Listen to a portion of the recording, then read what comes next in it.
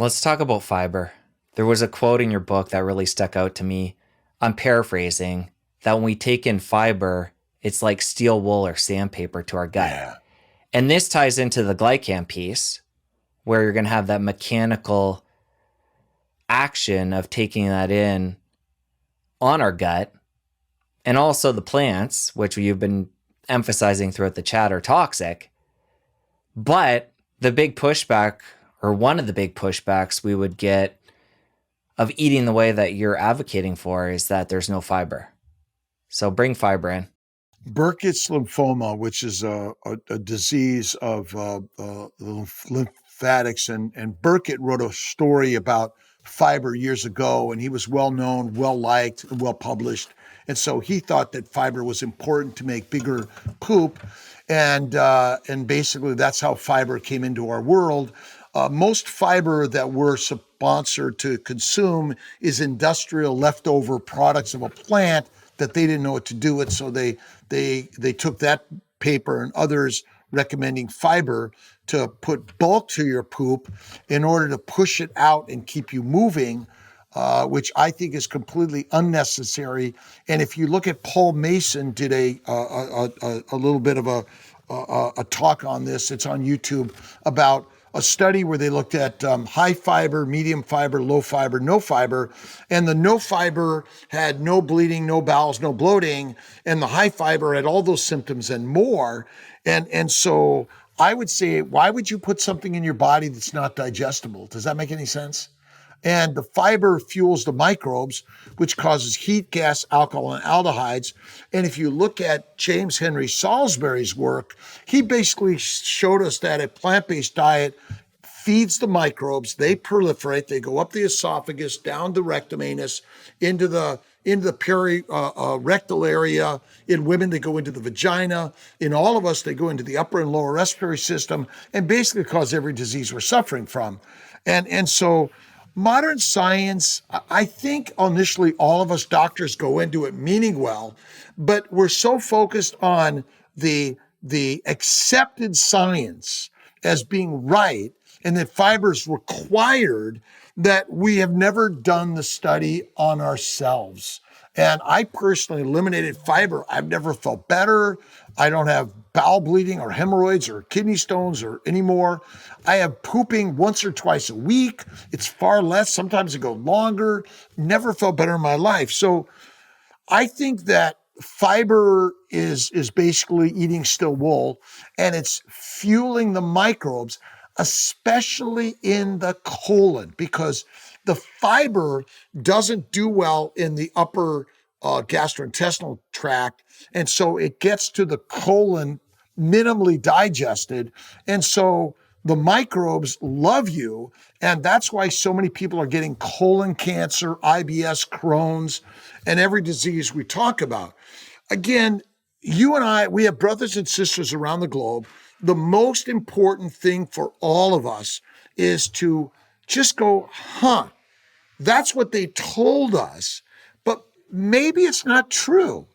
And I can read all the papers you want, because no matter who you are, someone's going to write a pro and a con, and they're going to be conning us to believe one way or another. It's like politics, religion, no different.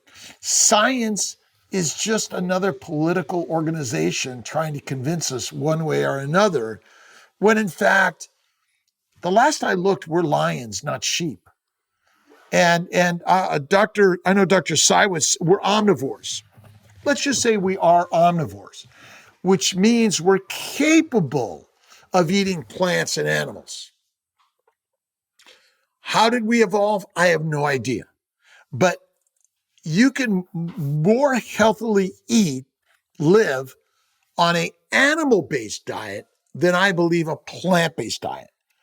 If I see someone that's sick with anything, I want to know their diet. 99.9% they're eating a plant, protein, low-fat diet and 3 to 6 meals a day. If you simply eat less frequently, add more fat, and cook the plants well and eat more raw meat, you're going to be healthier no matter what. But what's really interesting The mind is the master. Number one, you potentially can heal everything and anything by building a positive mindset.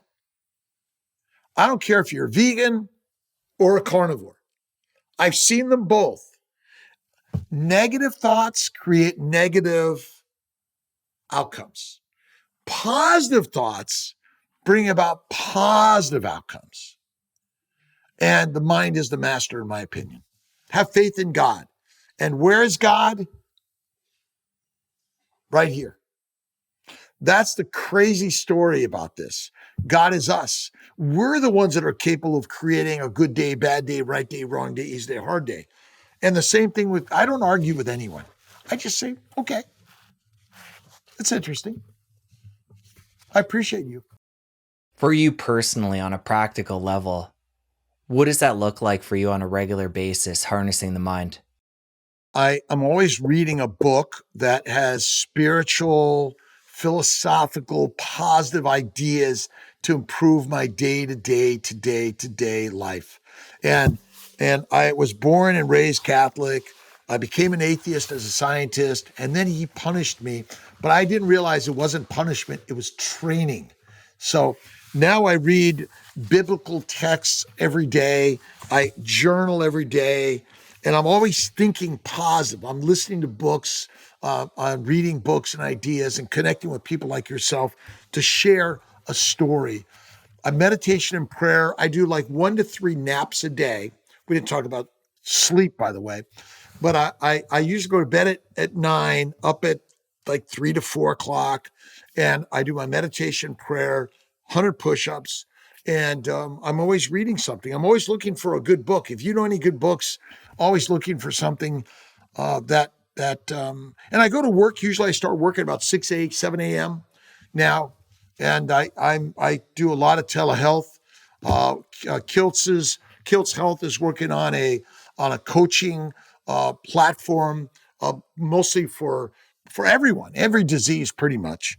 And I'm still a surgeon. I operate. I own and run CNY Fertility Centers. Is one of the largest and most affordable and integrative fertility centers in America, in the world, I think.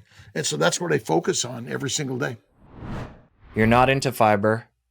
What about fermented foods? And I know you're not into plants, so we can push those aside. But what about fermented dairy, even meats like salamis? Do you find any value in that fermentation process, specific health benefits? Well, I guess in some ways my dry aged meat is slightly fermented because the microbes on the outside are having effects on it, for sure. Small amounts in some way, I know that. I'm not a fermented food fan. I don't think it's required, but if you're eating the plant, fermented, cooked, soaked, processed in some way makes it uh, more palatable, less toxic, and more digestible, more likely, because fermentation breaks down the complex sugar bonds and makes them more absorbable in through the glycocalyx into the hepatic portal system, delivered to the liver, where then the insulin can convert them to fat faster in order to be more accessible to your body to use as a nutrient. Remember, we are omnivores in our I don't know how long ago, have we always eaten some plants and we focus mostly on meat? I don't think we know that answer for sure, but I don't know anyone allergic to a ribeye steak. Do you? No. No, but plants are highly antigenic, very pro-inflammatory, plus they contain phytochemicals, they contain antigens like lectins, oxidative phytates, and they ferment in the gut. So does lean meat, by the way.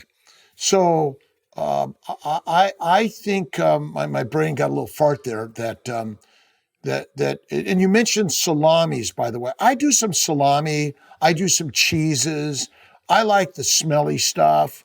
But I would say that that's not I don't like a lot of the spicy and or highly spiced foods. Again, mostly very raw to rare, simple meats that haven't been spiced.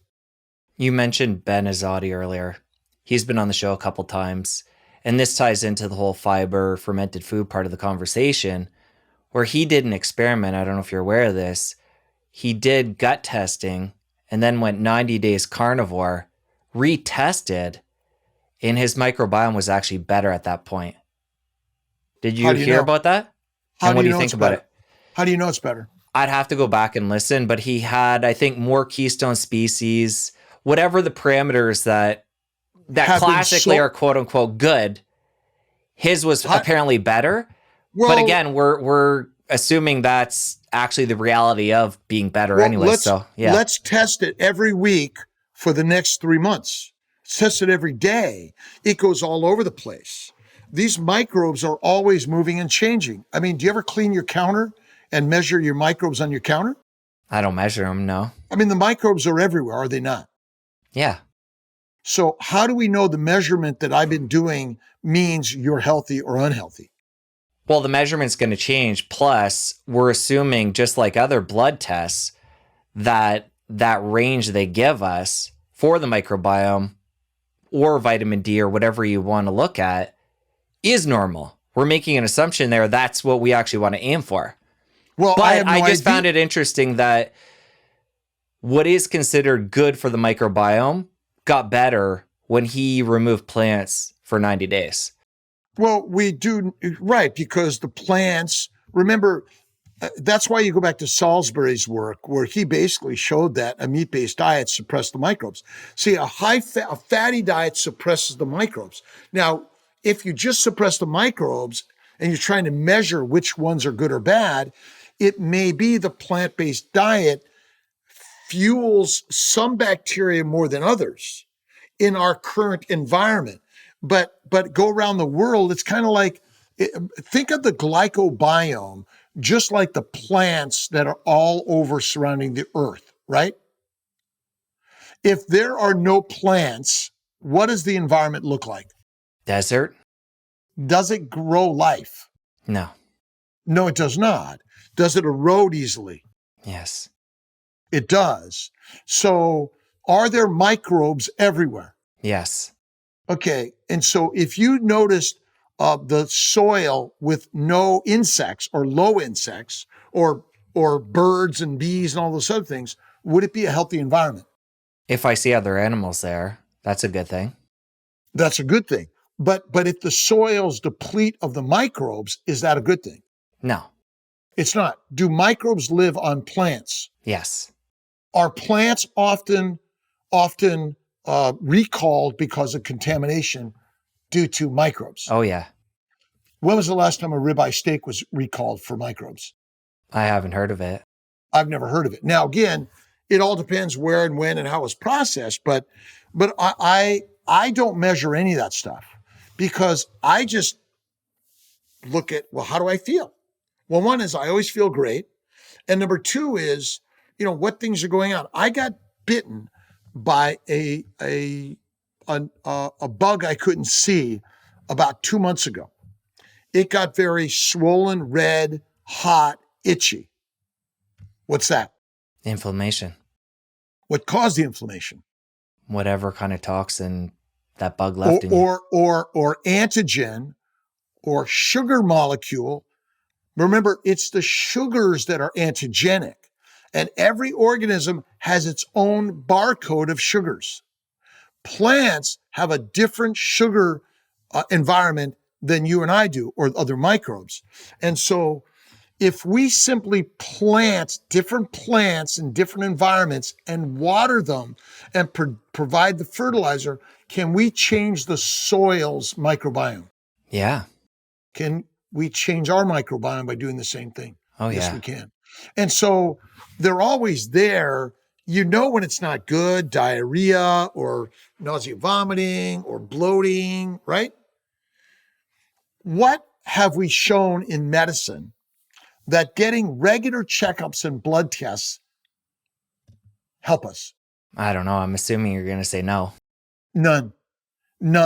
Preventive medicine makes a lot of money, but it's never been proven or shown to prevent disease. What it may do actually is I do a blood test and I go, oh my gosh, doesn't look good.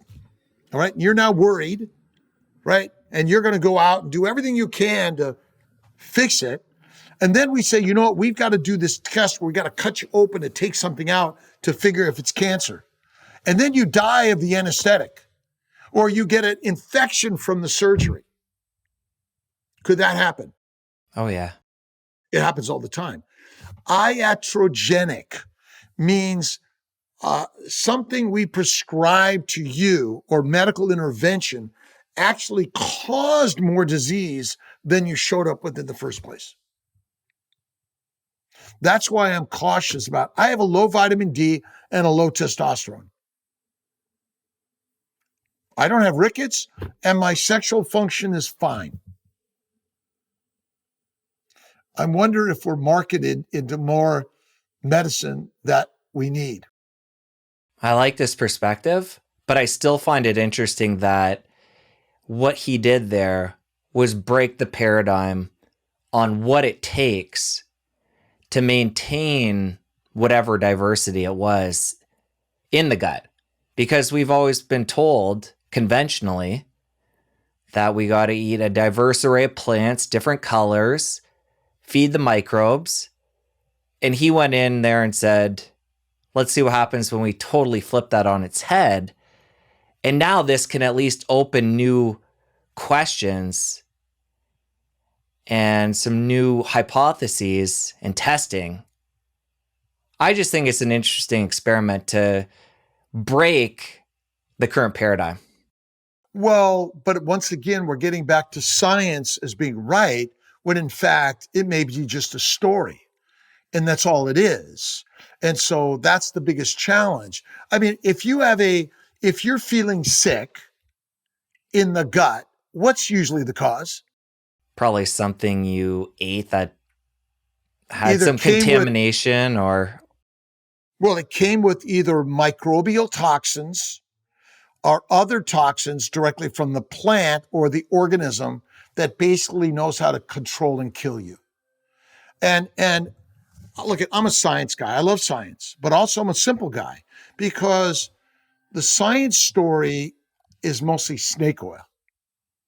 Because everyone's getting all these tests of the microbiome. Well, what about your microbiome? Well, what if there were no microbes in your gut? Do you know what would happen? I think we'd be sick or dead. We might be healthier than ever. Or maybe.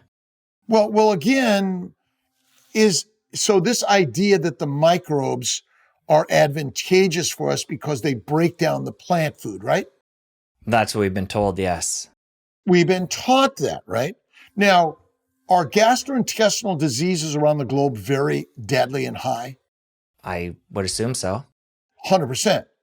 So now what if there were no microbes in that food that people were eating and there were no microbes to eat the food, but all there was the gastrointestinal enzymes and the mechanical digestion to bring in the minerals, vitamins, amino acids, simple sugars, and fatty acids.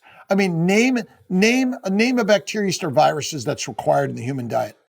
I can't think of one. So now again, the microbes are everywhere.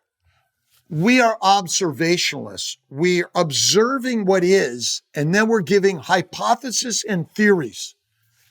Those are stories. Remember, you cannot get a published paper without a good enough story, right? And every PhD candidate wants to get their PhD, don't they? Yeah. And so I just question all of it. Question carnivore too, by the way. You don't have to do carnivore. But I believe add fat, cook the plants well, you'd be healthier than ever,